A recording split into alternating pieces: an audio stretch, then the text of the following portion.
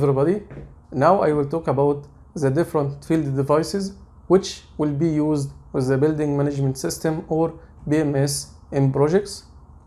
As you know that the HVAC system or heating, ventilation and air conditioning system is the most important and the most system which consumes power in any building. That's why it's important to use BMS to control and monitor the power consumption by this system.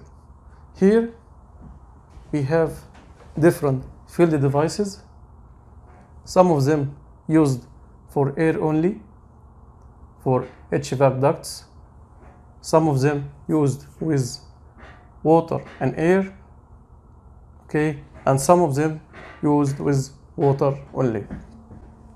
Here